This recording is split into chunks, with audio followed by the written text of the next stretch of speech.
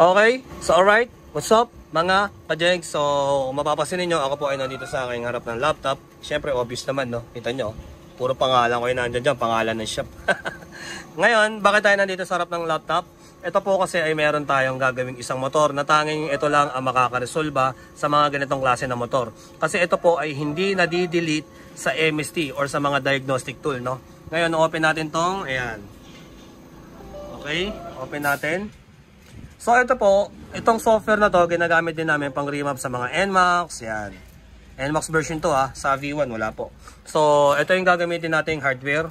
Ngayon, ito po, hindi lang to basta pang remap, nakakagawa rin to ng key programming.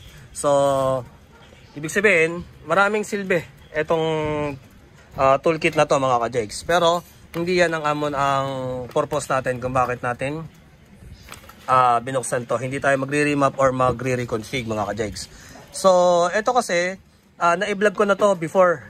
Yung mga motor ninyo, kapag ka merong ISC Erasure 2, hindi po yan nadidelete sa MST. Okay lang kung yan ay Aerox V1, Aerox Y-Connect, yan, deletable yan sa MST. Pero kapag ikaw ay naka NMAX V2.1, V2.2, yung keyless, tsaka yung standard, hindi po nadidelete yan sa MST. Kaya kailangan po nating i-program. Okay? So ngayon, kukuha tayo ng file dyan mamaya, iniintay ko lang yung ECU.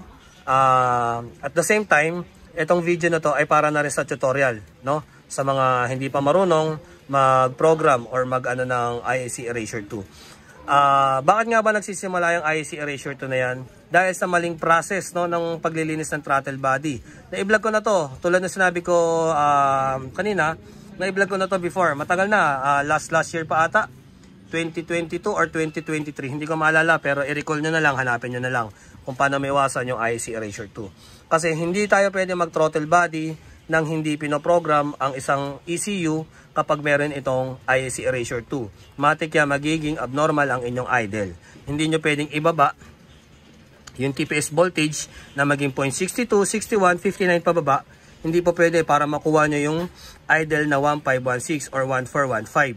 Dahil hindi na standard yung TPS voltage. Okay? So marami maapektuhan dyan. Unang-una yung air and fuel mixture kapag ka hindi standard ang TPS voltage. Yan po ang inyong pakatatandaan.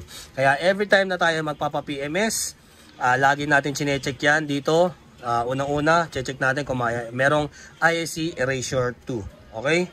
So tara, simulan na natin to mga ka-jegs para kahit papano yung mga gustong mag-program ay matutunan. Alright? Let's go. Brute. Kapag po program, kailangan nyo ng caliper. Okay? So para saan to? Ito ang gagamitin natin panukat para makuha natin yung mismong pin-out ng ating ECU. Okay? So susukatin na natin yung ECU. So hindi lang ISC Erasure 2 ang pinoprogram.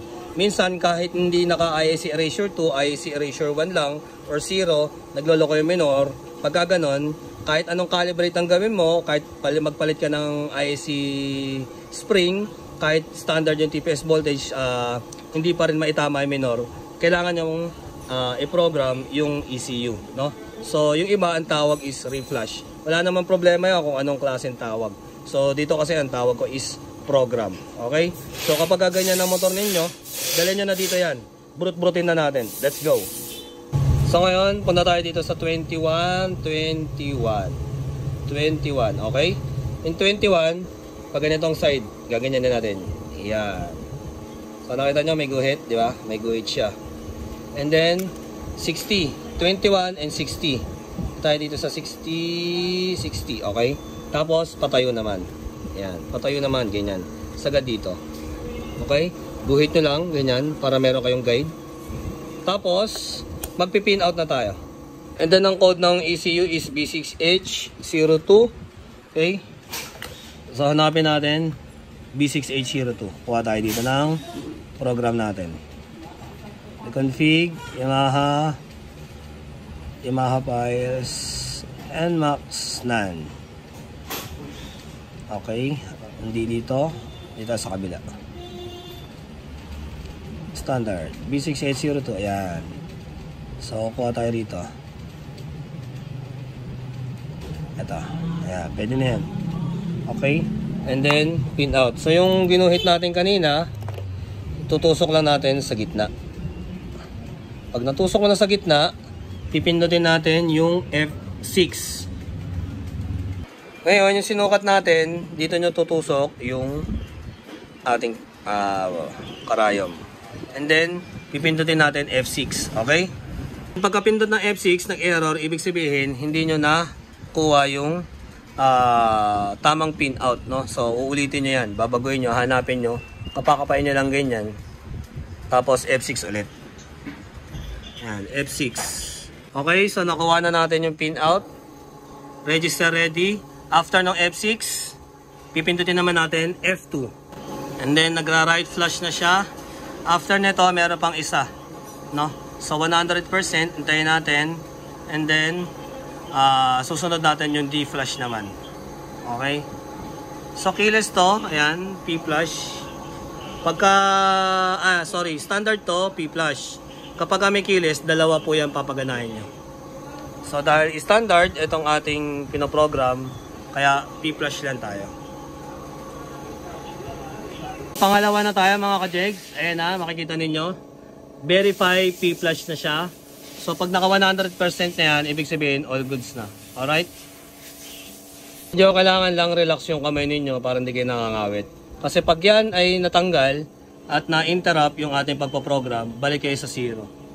Register ready. Okay na to, pwede natin isalpak. So yun lang mga ka-jegs, no? Sana meron kayo natutunan dito sa ating munting tutorial. So yun lang. Peace out na. Brut brut.